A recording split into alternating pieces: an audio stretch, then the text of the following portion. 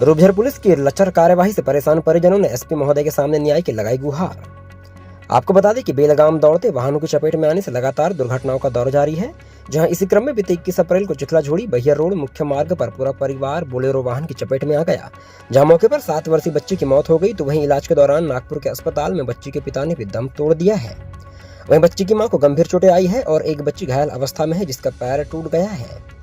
प्राप्त जानकारी अनुसार मृतक राजकुमार उइके निवासी भांडी पिपरिया अपने परिवार जिसमें पत्नी और 3 बच्चों के साथ बहियर मार्ग से बालाघाट की ओर आ रहा था, जहां तेज गति से आ रही बोलेरो पिकअप वाहन ने विपरीत दिशा में आकर मोटरसाइकिल सवार परिवार को अपनी चपेट में ले लिया, जिससे 7 वर्षीय बच्ची की मौके पर मौत हो गई, तो वहीं इलाज के दौरान राजकुमार उइके ने भी दम तोड़ दिया है।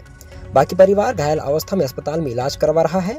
वहीं इस घटना के बाद रूपझर पुलिस ने मामले को संज्ञान में तो लिया, लेकिन घटना के करीब 11 दिन बीत जाने के बाद भी रूपझर पुलिस आरोपी और घटना कारित करने वाले वाहन को जब्त नहीं कर पाई है, जिसके चलते पीड़ित परिवार ने आज एसपी ऑफिस पहुंचकर न्याय की गुहार लगाई है। वहीं सामाजिक संगठन बिरसा ब्रिगेड ने भी आगे आकर इस मामले को संज्ञान में लिया है और संगठन की ओर से एसपी महोदय बालाघाट को लिखित आवेदन दिया है कि जल्द से जल्द मामले को संज्ञान में लेकर उचित कार्यवाही कर पीड़ित परिवार को न्याय दिलाया जाए। मामले के संबंध में बिरसा ब्रिगेड के जिलाध्यक्ष सत्येंद्र इनवाती और पीड़ित के भाई लाल सिंह उइके ने हमसे बात की है। देखिए पूरी खबर।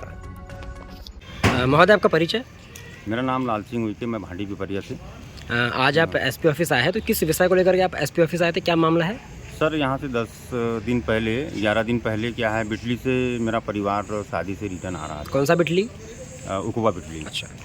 तो सर, रूपझर थाने से कम 6 किलोमीटर दूर में एक्सीडेंट हो चुका, जिसमें एक बच्ची 7 साल की और एक भाई 35 साल का और एक बच्ची और एक उनकी बीवी और एक छोटी गुड़िया। कुल 5 लोग थे? हाँ, कुल 5 लोग थे, जिसमें 2 मृतक हो चुके हैं। एक ऑन द स्पॉट मौत हो गई और दूसरा भाई नागपुर मेडिकल में वो में उसकी डेथ हो चुकी। सर, तो आप यहाँ पर किस मामले को लेकर के? मैं सर आज 11 दिन हो गए और पुलिस किसी मामले पे संज्ञान नहीं कर रही है रूपझर थाने की। मैं इसी मामले से एसपी कार्यालय आया था गुहार लगाने के लिए कि सर थोड़ा सा मामले को। तो रूपझर थाने की पुलिस ने क्या जवाब दिया आपको? रूपझर थाने की पुलिस ने सर यही बोली कि वहाँ के जो एसआई थे बोले छुट्टी पे हैं, कहीं गए हैं, ऐसा करके सर वहाँ के साहब उन्हें बताए। तो अब आपकी क्या मांग है एसपी साहब से? सर, यही मांग है कि गरीबों को थोड़ा सा जल्दी से जल्दी न्याय मिले और गाड़ी गुड़ी आज तक जमा नहीं हुई सर थाने में, और न कोई मामले की मतलब जो भी घटना घटी है उसके संबंध में उचित कार्रवाई होनी चाहिए, आप ये कहना चाहते हैं? जी सर, जी। चलिए, ठीक है। महोदय, आपका परिचय? मेरा नाम सत्येंद्र इनवाती, बिरसा ब्रिगेड जिलाध्यक्ष बालाघाट। जैसे कि अभी हमें जो घटना के संबंध में जो परिजन थे उन्हें जानकारी दी कि उनके भाई और उनकी भतीजी की मौत हो गई है, रूपझर थाना अंतर्गत ये मामला था, तो इसकी शिकायत लेकर वे यहाँ पहुँचे एसपी ऑफिस।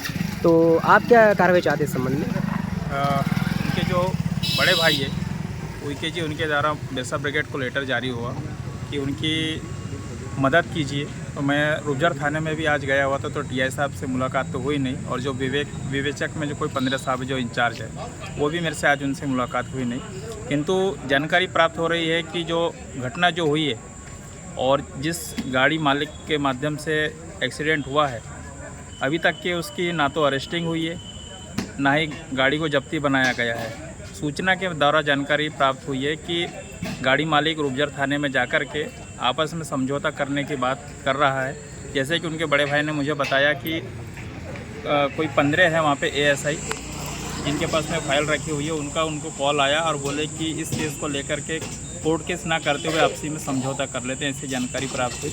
लेकिन मेरा एक छोटा सा सवाल है, क्या यदि इस घटना में यदि 15 साहब या टीआई साहब की बच्ची रहती और घटना स्थल पर उनकी मौत हो जाती, आज उनकी परिवार की स्थिति ये है कि उनके घर का जो चालन पालन करने वाला उनका पिता वो भी ख़त्म हो चुका है, और उनकी जो पत्नी है उनकी भी कमर की हड्डी टूट चुकी है, एक छोटी सी 1.5 साल की बच्ची है।